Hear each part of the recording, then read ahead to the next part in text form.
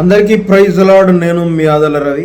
మనం ప్రతిరోజు మాట్లాడుకున్నట్టే ఈ పిల్లగాడు దొంగ పనులు చేసిందే కాక లంగా లుచ్చ లోఫర్ పనులు చేసిందే కాక ఈ పాస్టర్ అభినయ్ దర్శన్ అనేవాడు, ఈ ఇవాంజలిస్ట్ అభినయ్ దర్శన్ అనేవాడు, ఈ సువార్థికుడు అభినయ్ దర్శన్ అనేవాడు, ఈ సినిమా హీరో అభినయ్ దర్శన్ అనేవాడు, ఈ రాజకీయ నాయకుడు అభినయ్ దర్శన్ అనేవాడు వాడు చేసిన తప్పుల్ని కప్పిపుచ్చుకోవడం కోసం ఎన్నో కథలు పడతా ఉన్నాడు. పాపం అక్కడ మళ్ళా పాదయాత్ర చేస్తాను అంటున్నాడట. ఒకసారి మనం ఆ వీడియో చూద్దాం. ఒకవేళ ఆ ఊరు వెళ్తే ఈయనకి చెప్పుల దండలు వేసి ఊరేగింపు చేసి చెప్పు తీసుకొని బాస్తాము, చెప్పు అందుకొని తంతాము అని అంటున్నారు వాళ్ళు అక్కడ వాళ్ళు. నేను ఎవరి కోసం కష్టపడతానో మీ అందరికీ తెలుసు. నేను ఎవరి కోసం యూట్యూబ్లో మాట్లాడతానో మీ అందరికీ తెలుసు. నేను ఎవరి కోసం కష్టపడుతున్నానో ఎవరి కోసం కష్టపడతానో కూడా మీ అందరికీ తెలుసు. పాస్టర్లు కోసం ఇప్పటి వరకు మనం శ్రమించాం, కష్టపడ్డాం. వేరే రాష్ట్రాలలోకి కూడా వెళ్ళి పాస్టర్లకు సమస్యలు ఉంటే మాట్లాడడం వచ్చాం. కొన్ని సమస్యల్ని యూట్యూబ్లో పెట్టాల్సి వచ్చింది, కొన్ని సమస్యల్ని యూట్యూబ్లో పెట్టలేని పరిస్థితి వచ్చింది కనుక పెట్టలేకపోయాం. కానీ డబ్బే సంపాదన కోసం, పేరు ప్రతిష్టల కోసం, హోదా కోసం తహాతహాలాడుతూ, అంటే వీడి మొదటి భార్య దగ్గర, రెండో భార్య దగ్గర, బంధువులు చుట్టాలు తల్లిదండ్రుల దగ్గర, క్రైస్తవ్యంలో మా వాడు ఎలా ఉద్యమాలు చేస్తున్నాడో, క్రైస్తవ్యం కోసం ఎలా పోరాడుతున్నాడో, ఎలా డెవలప్ అయ్యాడో అని చూపించుకోవడం కోసం వీడిలో ఉన్న ఒక సైకలాజికల్ డ్రామాని దానికి ఎఫోర్ట్ చేస్తూ దాన్ని ఆధారం చేసుకొని దానిలో మునిగిపోయి క్రైస్తవుల దగ్గర నేను హీరో అని అనిపించుకొని చుట్టాల దగ్గర, బంధువుల దగ్గర, ఇద్దరు భార్యల దగ్గర, తల్లిదండ్రుల దగ్గర, మిత్రులు శ్రేయోభిలాషుల దగ్గర, హైందవుల దగ్గర అనేక ఛానళ్ళ ఇంటర్వ్యూలు చేసే ఎవరైతే ఇంటర్వ్యూలకు పిలుస్తున్నారో వాళ్ళ దగ్గర నేను పెద్ద హీరో అని అనిపించుకోవడం కోసం,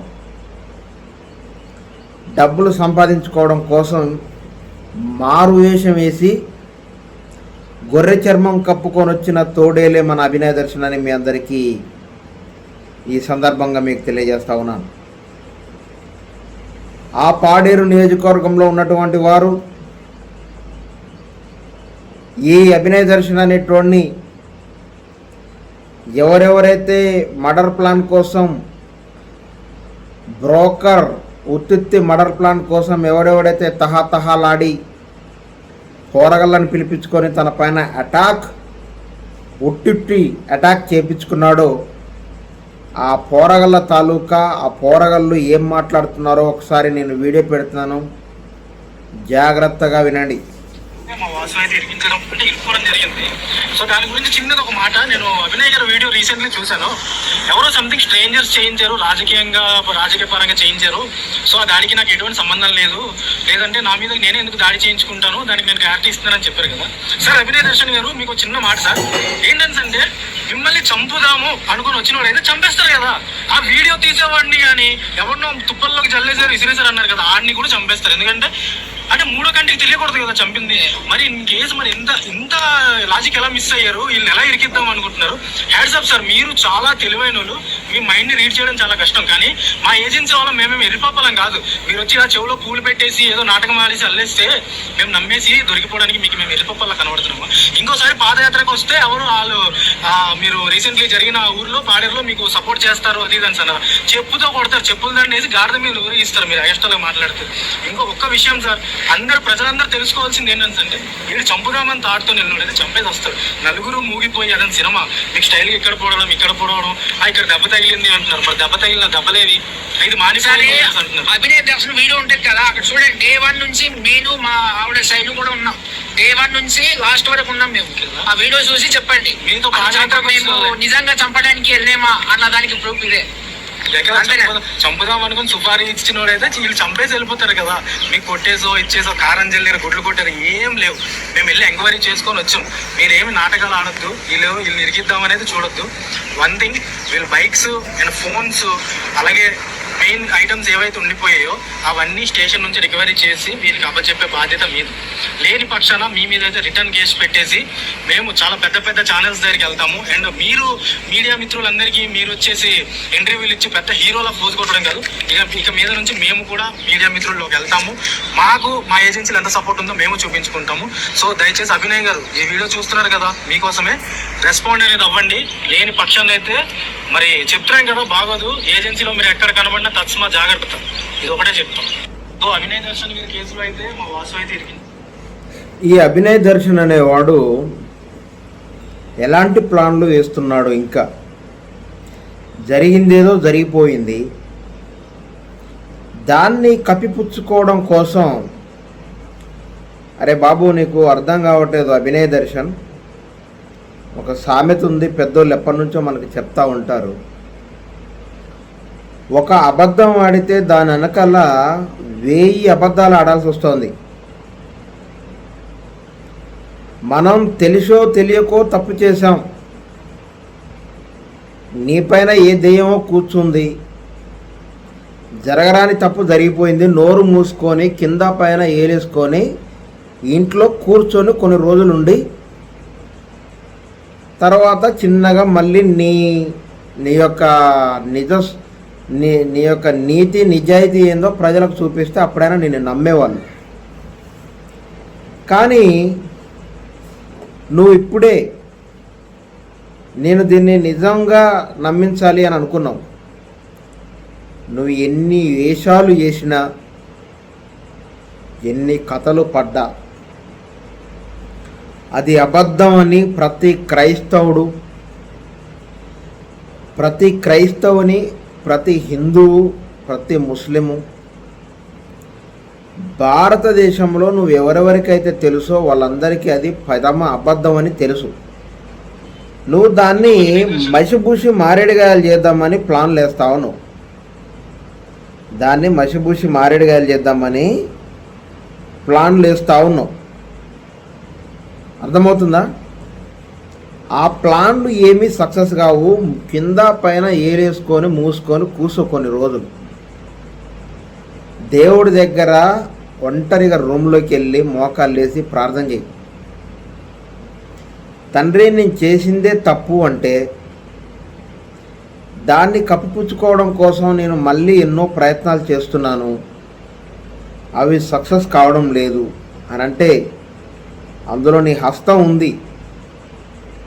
నేను చేసిన తప్పుని అది నేను చెయ్యలేదు అని నిరూపించుకోవడానికి నేను సర్వదా ప్రయత్నం చేస్తున్నా కూడా నేను ఏదో విధంగా దొరికిపోతూనే ఉన్నాను అని నువ్వు గమనించి, ఇదంతా దేవుడు ప్రణాళిక కాబట్టి నేను ఎన్ని ప్లాన్లు వేసినా ఇది సక్సెస్ కాదు, దేవుడికి ఇష్టం లేదు నేను ఈ విధంగా చేయడం అని మనసులో నువ్వు తలుచుకొని, మనసులో నువ్వు జ్ఞాపకం చేసుకొని 4 గోడల మధ్యలో మోకాళ్ళు వేసి కన్నీళ్లు కారుస్తూ ప్రార్థించి నీ తప్పులకి క్షమాపణ జరగాలని ఆయన్ని ప్రార్థించు. కానీ ఇటువంటి బ్రోకర్ వేషాలు, ఏ విధంగా చేస్తే ఈ తప్పు కప్పిపెట్టుకోవచ్చా, ఏ విధంగా చేస్తే ఈ తప్పుని కప్పిపెట్టవచ్చా, ఈ తప్పుని కప్పిపెట్టాలంటే క్రైస్తవుల ముందు ఈ వేషం వేస్తే క్రైస్తవులు నమ్ముతారా, ఈ వేషం వేస్తే క్రైస్తవుల దగ్గర నన్ను నమ్ముతారా అని నువ్వు సర్వదా ప్రయత్నాలు చేస్తూ ఉన్నావు. కానీ నీ ప్రయత్నాలు ఎట్టి పరిస్థితుల్లో ఫలించట్లేదు అన్న సంగతి నీకు కూడా తెలుసు, చూసే ప్రజలందరికీ తెలుసు. సిగ్నేచర్ స్టూడియోకి వెళ్ళావు, నీ నిజ స్వరూపం ఏందో చూపించుకుందాం అనుకున్నావు, అక్కడ దేవుడున్నాడు, నీ సిగ్గు నువ్వే తీసుకున్నావు, నీ పరువు నువ్వే తీసుకున్నావు. కేఆర్ టీవీకి వెళ్ళావు, నీ పరువు తీసుకున్నావు. రెడ్ టీవీకి వెళ్ళావు, నీ పరువు నువ్వు తీసుకున్నావు. అనేక ఛానళ్ళకి ఇంటర్వ్యూలు ఇచ్చావు, నీ పరువు నువ్వే తీసుకున్నావు. నీ ఛానల్లో నువ్వే మాట్లాడుతున్నావు, నీ పరువు నువ్వే తీసుకుంటున్నావు. అనేక మంది ఛానళ్ళ దగ్గరికి వెళ్తున్నావు, నీ పరువు నువ్వే తీసుకుంటున్నావు. నువ్వు ఇదిగాక ఆ డ్రామాలో, అంటే నీ పైన కత్తులతో దాడి చేసిన డ్రామాలో పాల్గొన్న పిల్లల్ని నిజాలు బయట పెట్టద్దు అని బెదిరిస్తున్నామన్న సంగతి తెలుస్తోంది. కాబట్టి అటువంటి వేషాలు వేసి ఇంకా నువ్వు ఎదవవి కావద్దు, ఇంకా నువ్వు బద్మాస్ లుచ్చ లోపరివి కావద్దని మనసారా కోరుకుంటున్నాను. అర్థమవుతుందా? నువ్వు అట్లాంటి లుచ్చవి లోపరివి కావద్దు అని నేను మనసారా నిన్ను కోరుకుంటున్నాను. నువ్వు చేసిన వేషాలు, నువ్వు వేసిన డ్రామాలు ప్రతి ఒక్కరికి తెలుసు. మొన్న ఒక వీడియో పెట్టావు, కూటమిలో ఉన్న వాళ్ళు, ప్రభుత్వ కూటమిలో ఉన్న వాళ్ళంట, ఇది రివర్స్లో పడుతుంది పేరు, కూటమి ప్రభుత్వంలో చేరుతున్న అభినయ్ దర్శన్ అని మొన్న ఒక వీడియో చేసిండు పోరడు. ఈ పోరడోడు అభినయ్ దర్శన్ అనే పోరడు కూటమిలో చేరబోతున్న అభినయ్ దర్శన్ అనని వాళ్ళకి నీతులు చెప్తా ఉన్నాడు. ఈడే దొంగ. మీ ఆలోచన తీరు బాగలేదు మహాకూటమి,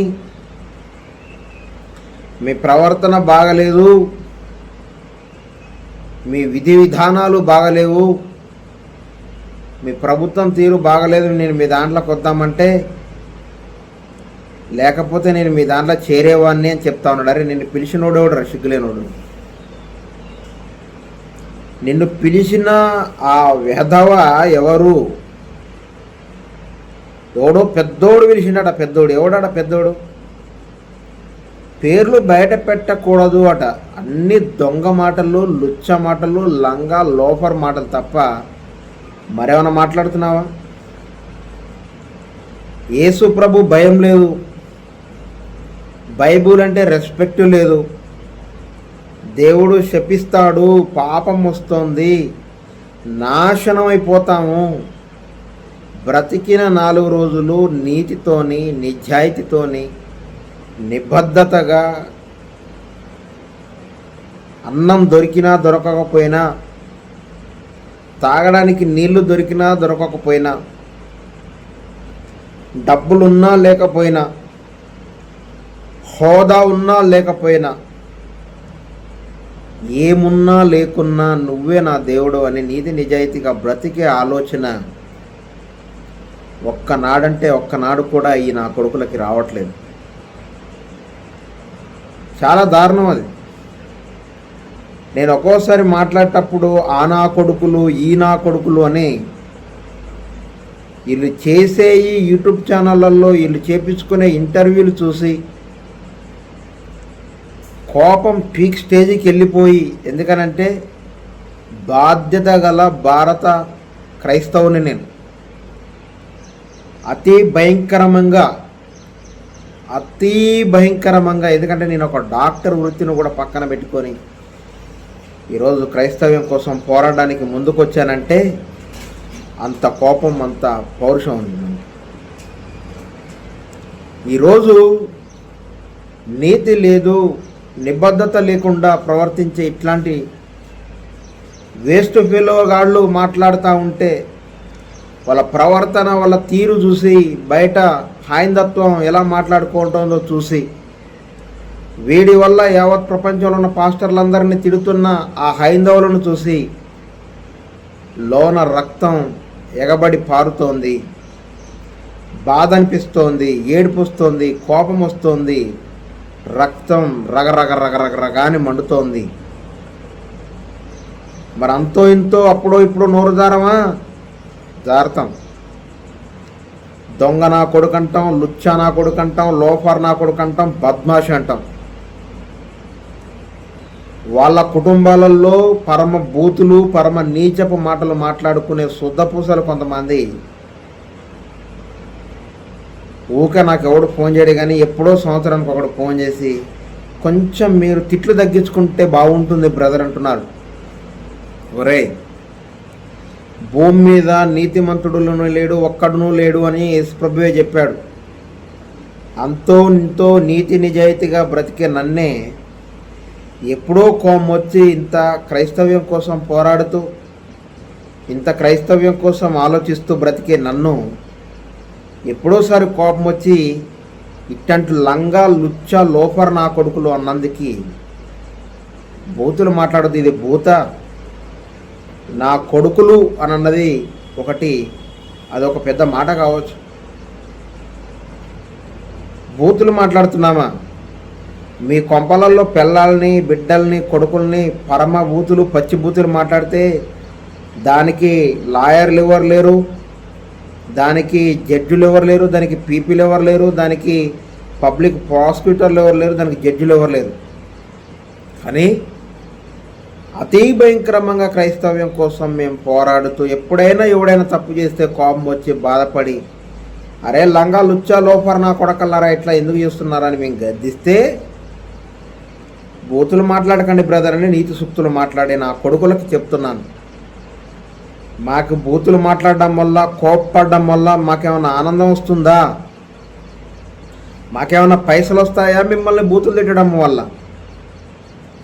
మేము బూతులు తిడితే మమ్మల్ని తక్కువ చూపు చూస్తారే ప్రజలు. మేము కోప్పడితే మా ఆరోగ్యమే ఖరాబ్ అవుతుంది. మీరేమైనా లక్షల కోట్ల రూపాయలు మాకు ఇస్తారని మేము బూతులు తిడుతున్నామా? మీరేమైనా మాకు దండలేసి మాకు సన్మానాలు చేస్తారని మేము బూతులు తిడుతున్నామా? మేము కోప్పడుతున్నామా? ఆవేశం తట్టుకోలేక ఒక డాక్టర్ నుండి హాస్పిటల్ వదిలిపెట్టుకొని ఖాళీగా కూర్చొని ఈరోజు క్రైస్తవ్యం కోసం పోరాడుతూ పౌరుషంతో కోపంతో మాట్లాడే మాటలలో వచ్చే ఒక మాట దొరికితే దాన్ని పాయింట్అవుట్ చేసి మాట్లాడే నా కొడుకులకు చెప్తున్నాను. మేము మా జీవితంలో క్రైస్తవ్యం కోసం పోరాడుతూ ఎంతో నష్టపోయి క్రైస్తవ్యంలో దొంగ నా కొడుకుల్ని ఏరి పారేసుకుంటూ ఈ అభినయ్ దర్శన్ అనేటోడు ఎలాంటోడో, ఆ పాస్టర్ అజయ్ బాబు అనే దొంగ ఎలాంటోడో, ఇట్లాంటి కొంతమంది దొంగల్ని పారేయడం కోసం గొర్రె చర్మం కప్పుకున్న తోడేళ్ళకు మేము పట్టిస్తున్నాం. మేము నీతి నిజాయితీగా బ్రతుకుతున్నాం కాబట్టి నీతియుక్తమైన సుత్తి మాటలు చెప్తా ఉన్నాం. మేము కూడా దొంగలమే అయితే ఈ నీతి మాటలు చెప్పాల్సిన అవసరం మాకు లేదు. మా తల్లిదండ్రులు మమ్మల్ని బాధ్యతగా పెంచారు, గౌరవంగా పెంచారు, బాధ్యతతో మాట్లాడమని చెప్పారు. క్రైస్తవ్యానికి బాధ్యతతోటి గౌరవంతో భారత క్రైస్తవుడిగా ఒక ఉద్యమకారుడిగా పౌరుషంతో బ్రతుకుతున్నాం. మా తల్లిదండ్రులు మాకు గౌరవంగా నీతిగా ఎలా బ్రతకాలో నిజాయితీగా ఎలా బ్రతకాలో నేర్పించారు. ఆ నీతి ఆ నిజాయితీ ఈరోజు మమ్మల్ని ఇంతటి క్షేమంగాను ఇలా మమ్మల్ని బ్రతికిస్తోంది. ఎప్పుడైనా కోపతాపాన మేము ఒక మాటలంటే మీరు చెప్తే మేము నేర్చుకునే పొజిషన్లో లేవు రే. ఎవడైనా నీతి సూక్తు మాటలు నాకు చెప్పాలని వాట్సాప్లో కానీ ఫోన్ కానీ చేసి నాతో మాట్లాడాలని ఎప్పుడైనా ప్రయత్నం చేయకండి. మీ దగ్గర నేర్చుకొని నేను దాన్ని అవలంబించేంత పరిస్థితిలో నేను లేను. నేను సైకియాట్రిస్టులకే సైకియాట్రిస్ట్ని, తెలివి కల్లోళ్ళకే తెలివి మాటలు నేర్పి ప్రతి పాయింట్ని ముందుకు పోతే ఎలా ఉంటుంది, ముందు నుంచి వెనక్కి వస్తే ఎలా ఉంటుంది అని 10 సార్లు ఆలోచించి మాట్లాడే వ్యక్తిని. మీరు నాకే నీతి యుక్తమైన మాటలు చెబితే మీ ముడ్డి మీరు సుక్రమంగా కడుక్కోండి, ఆ తర్వాత అది ఎవరికి కంపు కొట్టకుండా ఉంటుంది. ఇట్లాంటి లంగా లుచ్చా లోఫర్లని మనం బద్మాషులని అభినయ్ దర్శన్ గాని లాంటి వాడు ఏదో తప్పు చేశాడు కదా, జైలుకు పోయాడు కదా. జైలుకు పోయిన తర్వాత నేను కూడా రియలైజ్ అయ్యా, తెలిసో తెలియకో తప్పులు దొర్లుతూ ఉంటాయి. తెలిసో తెలియకో జరిగిన తప్పు కావచ్చు, ఏదో తప్పుడు ఆలోచన వాడిని బుర్రలో దొరలడం వల్ల అలా చేసి ఉండొచ్చు. తప్పు అనేది ప్రతి మనిషి చేస్తాడు. ఆ తమ తప్పుని తను తెలుసుకొని రియలైజ్ అయ్యి జరిగిన తప్పుకి క్షమాపణ చెప్పి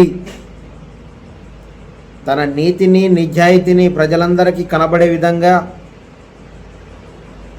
మనుషుల దయందును దేవుని దయందును వర్ధిల్లే వ్యక్తిగా వాడు తయారు కావాలని నేను ఆలోచించాను. ఆ అభినయ్ దర్శన్ అనేవాడు జైలుకు పోయిన తర్వాత ఎంతో బాధపడ్డాను. నేను వానిపైన వీడియోలు మాట్లాడాను. వాడు జైలుకు పోయిన తర్వాత వాడి దగ్గరికి జైలు కాడికి నేను వెళ్దామనుకున్నాను. వాడు బయటకు వచ్చిన తర్వాత జరిగింది ఏదో జరిగిపోయింది, ఇప్పటికైనా నీతి నిజాయితీగా బ్రతుకురా అని చెప్దామనుకున్నాను. సరే, ఇంకా వాని పైన మనం ఏం బండలు వేస్తాం, ఏం రాళ్ళు వేస్తాం, ఇప్పటికే వాడి పైన బండలు రాళ్ళు చాలా పడ్డాయి. చాలామంది క్రైస్తవ నాయకులు, క్రైస్తవ పెద్దలు, క్రైస్తవ ఉద్యమకారులు, క్రైస్తవ పాస్టర్లు వాడిని తిట్టారు. ఆ బాధకే వాడు సగం సచ్చుంటాడు. ఇక ఎందుకు లేని వీడియోలు కూడా ఆపేశారు. కానీ వాడు బయటకు వచ్చిన తర్వాత చేసింది ఏమిటి? వాడు నేను నిజాయితీపరుడు అని వాని ప్రవర్తనలో చూపాల్సింది పోయి నీతి నిజాయితీగా తన ప్రవర్తనని చూపించాల్సింది పోయి అక్రమంగా సిగ్నేచర్ స్టూడియోలోకి వెళ్ళి, అక్రమంగా కేఆర్ టీవీలోకి వెళ్ళి, అక్రమంగా రెడ్ టీవీలోకి వెళ్ళి, ఇలా అనేక ఛానళ్ళలోకి వెళ్ళి వేలకు వేల రూపాయలు, లక్షలకు లక్షల రూపాయలు ఆ ఛానళ్ళకి కట్టి డబ్బులు ఇచ్చి ఇంటర్వ్యూలు చేపించుకుంటే వాళ్ళు ఇంటర్వ్యూ చేసిన వారు ఎవరైతే ఉన్నారో వారికి బీజేపీ, ఆర్ఎస్ఎస్ వారికి ఆ వర్గాల నుండి వచ్చిన వారు కాబట్టి వాడిని అతి దారుణంగా పరువు తీసి వాని ఇజ్జత్ తీశారు. వాడి ఇజ్జత్ తీసి, వాడు పరువు తీసి వాడిని బజారు మీద బట్టలు లేకుండా నిలబెట్టిన ఛానల్ అయ్యి జైలు నుండి వచ్చిన తర్వాత తనను తను కాపాడుకోవడం కోసం డబ్బులు ఇచ్చి ఇంటర్వ్యూలు చేపించుకున్న వాడిని పరువు తీశారు. ఇందులో దేవుడస్తం లేదా? వాడు క్రైస్తవ్యంలో హీరోని కావాలని, వాడు డబ్బులు సంపాదించుకోవాలని డ్రామా వేసుకొని వాడిపైన వాడు మర్డర్ ప్లాన్ వేయించుకుంటే దాన్ని దేవుడు చిందరవందర చేయలేదా? జైలు నుంచి వచ్చిన తర్వాత దాని నుంచి నేను రక్షించుకోవాలి, ప్రజలందరి దగ్గర పేరు తెచ్చుకోవాలని అనేక ఛానళ్ళ దగ్గర ఇంటర్వ్యూలకు వెళ్ళడానికి వస్తే వాళ్ళు వాడి డ్రాయర్, అభినయ్ దర్శన్ అనే వాడి డ్రాయర్ కూడా వికి రోడ్డు మీద కూర్చోబెట్టలేదా? అది దేవుడి ప్రణాళిక కాదా? వాడికైనా ఇంకా సిగ్గు రాకుండా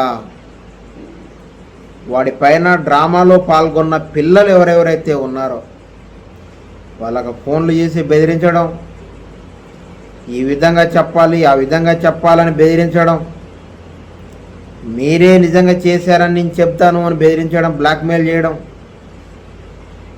నువ్వు పాస్టర్వా, దొంగవా, లంగవా, లుచ్చవా, లోఫర్వా, నువ్వెవడివిరా? నీకు నీ తెలివితేటలు ఎందుకురా?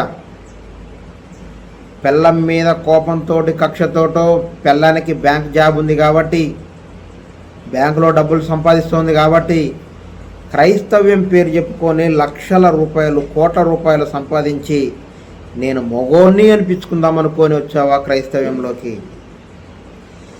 రెండో భార్య దగ్గర నేను పెద్ద పోటుగానే నిన్ను బాగా సాదుకుంటాను అని మీసం మెలేసి ఆ అమ్మాయిని కొన్ని రోజులు వాడుకొని వదిలేసావా? తల్లిదండ్రుల దగ్గర 2 పిల్లల్ని వదిలేసిన నా కొడుకు మీసం మీద చెయ్యేసి బతుకుతున్నాడు, ఎవరి దగ్గర ఆశపడకుండా అని తల్లిదండ్రుల దగ్గర మంచి పేరు తెచ్చుకుందాం అనుకున్నావా? బంధుమిత్రులు, శ్రేయోభిలాషులలో వామ్మో ఈడు అభినయ్ దర్శన్ గాడు మామూలుగా బ్రతకట్లేదు, మామూలు హీరోయిజం కాదు, క్రైస్తవులందరికీ ఇప్పుడు వాడు హీరో, అని వాళ్ళందరూ అనుకోవాలని నువ్వు అనుకొని ఈ విధంగా పాల్పడ్డావా? నీ పైన నువ్వు చేసుకున్న డ్రామా అటెంప్ట్ మర్డర్ ఏదైతే ఉందో, ఆ మర్డర్లో చేపించుకున్న తర్వాత అది దొంగవని తేలింది కాబట్టి ఓకే, కానీ ఒకవేళ దొర అని తేలితే హీరోయిజం అనుకున్నావా? నీ డ్రామాలో పాల్గొన్న పిల్లల్ని నువ్వు ఎందుకు బెదిరిస్తున్నావు, ఎందుకు హింసిస్తున్నావు? ఇంకా దాన్ని మసిబూసి మారేడుగాయలు చేయాలని ఎందుకు నువ్వు తలపడుతున్నావు? సిగ్గనిపించట్లేదా? ఇంకా నీకు బుద్ధి రాలేదా? దేవుడు నిన్ను మొదటి డ్రామాలోనే చెప్పుతో తన్నాడు కదా. పోలీస్ స్టేషన్కి వెళ్ళినప్పుడు 2వ దెబ్బ పడింది కదా, కోర్టుకి వెళ్ళినప్పుడు 3వ దెబ్బ పడింది కదా, జైలుకి వెళ్ళినప్పుడు 4వ దెబ్బ పడింది కదా, జైలు నుంచి బయటకు వచ్చినాక ఇంటర్వ్యూలు చేయించుకునేటప్పుడు 5వ దెబ్బ పడింది కదా, 6వ దెబ్బ నీ ఛానళ్ళల్లో వేరే ఛానళ్ళల్లో మాట్లాడుతూ ఉంటే నీకు దెబ్బ పడింది కదా, 7వ దెబ్బ ఆ పోరగాళ్ళని బెదిరిస్తున్నావు, నీ డ్రామాలో పాల్గొన్న పోరగాళ్ళని అన్న తర్వాత బయటపడింది కదా. చాలామంది ఫోన్లు చేస్తున్నారని డ్రామాలు ఆడావు, అదంతా ఉట్టిదని తెలుసు కదా. లక్షల మంది క్రైస్తవులు నా కోసం ప్రార్థన చేస్తున్నామని చెప్పావు, అది డ్రామానే కదా. ఇన్ని డ్రామాలు ఎందుకురా బాబు నీకు? అన్నం లేకపోతే అడుక్కొని తిన్ను. అమ్మా నేను బద్ధకస్తుని, లేకపోతే నేను హార్ట్ పేషెంట్ని, నేను కాలు చేతులు లేనోళ్ళని అడుక్కొని తిను. ఆ రైల్వే స్టేషన్ ముందో, ఆ బస్ స్టాప్ ముందో ఒక కండవ వరుసుకొని బిచ్చం అడుక్కో, బాగుంటుంది. క్రైస్తవ్యం పేరు చెప్పుకొని క్రైస్తవుల పరువు తీయడం దేనికి? ఆ అజయ్ బాబు అనేవాడు, నువ్వు క్రైస్తవులకి హీరోలా? మీరు హీరోయిజం అంటే ఏంటో తెలుసా? కొంతమంది లుచ్చా లంగా లోపర్నా కొడుకులు నాకు జరిగిన దాడుల పైన నేను పెడితే మిమ్మల్ని ఎవడరా చంపేది? ఆ అజయ్ బాబు అనేవాడు అంటాడు, ఓకే ఎల్లుండి నన్ను ఆర్ఎస్ఎస్, బజరంగ దళాలు లేకపోతే మహాకూటమి వాళ్ళు నన్ను చంపాలనుకుంటున్నారు అని అంటాడు. ఎవరిచ్చారు ఈయనకి ఇన్ఫర్మేషను? చంపడానికి మీరు ఎవర్రా అసలు? మిమ్మల్ని మీరు ఏం కష్టం, క్రైస్తవుల కోసం, క్రైస్తవ్యం కోసం ఏం పీకారు మీరని మిమ్మల్ని వాళ్ళు చంపుతారు? మిమ్మల్ని నోటి దూల ఎక్కువై వాళ్ళ దేవుళ్ళని తిడితే చంపుతారు, ఓకే. అలా వాళ్ళ దేవుళ్ళని తిట్టడం నేరం అని క్రైస్తవ ఉద్యమకారుడిగా నేనే చెప్తున్నాను. రాజ్యాంగం కూడా అదే చెప్తుంది, వాళ్ళని తిట్టకూడదు అని, వాళ్ళ మతాలని, వాళ్ళ దేవుళ్ళు తిట్టకూడదు అని. ఇండివిజువల్గా గొడవలు ఉంటే ఇండివిజువల్గా చూసుకోవాలి, కానీ వాళ్ళ దేవుళ్ళని మనం ఎందుకు తిట్టాలో? వాళ్ళు మన దేవుళ్ళని తిడితే మనం ఊకోవద్దు. వాళ్ళు మన యేసుక్రీస్తుని తిట్టినా, ఎవరిని మన మరియమ్మ గారిని తిట్టినా, మన బైబిల్ని తిట్టినా ఒక్కొక్కరికి ముడ్డి బయలే విధంగా మనం తంతాం, అది వేరే విషయం. మీకు అభినయ్ దర్శన్ అనేటోడికి, అజయ్ బాబు అనేటోడికి క్రైస్తవుల దగ్గర కొద్దిగా అత్యుత్సాహ పరులు ఉంటారు కదా, హైందవ దేవుళ్ళని తిరిగితే ఆనందపడే వాళ్ళు కొంతమంది ఉంటారుగా, వాళ్ళ దగ్గర మార్కులు పొందడానికి, వాళ్ళ దగ్గర గొప్పలు తెచ్చుకోవడం కోసం తిడతారు. తిట్టినప్పుడు మరి వాళ్ళు చంపడానికి ఇంటికి కూడా రావచ్చు. వాళ్ళ దేవుళ్ళను మనం తిట్టాల్సిన కర్మ మనకి ఎందుకు? మనదేదో మనం చెప్పుకోవాలి, కానీ వాళ్ళ దేవుళ్ళను మనం ఎందుకు తిట్టాలి? కాబట్టి ఇక్కడ మనం అర్థం చేసుకోవాల్సింది ఏంటంటే, మీరిద్దరు మతాల మధ్య మతాలకి చిచ్చులు పెట్టి క్రైస్తవుల దగ్గర డబ్బులు దొబ్బుతూ ఉన్నారు. ఇటువంటి తరహా మీకు భవిష్యత్ కార్యాచరణలో ఉన్న మీకు మొడ్డి పలిగిపోవడం ఖాయం. మేం కాకపోయినా వాళ్ళే హైందవుల్లో ఎవడో ఒకడు కొడతాడు, నన్ను వాడు చంపుతాడు, నన్ను ఈడు చంపుతాడు, నాకు ఎల్లుండి థ్రెట్ ఉంది, అవతల ఎల్లుండి థ్రెట్ ఉంది, 3వ తారీఖు రోజు థ్రెట్ ఉంది, 10వ తారీఖు రోజు థ్రెట్ ఉంది. మీకు ఎలా తెలుస్తుంది థ్రెట్ ఉందని?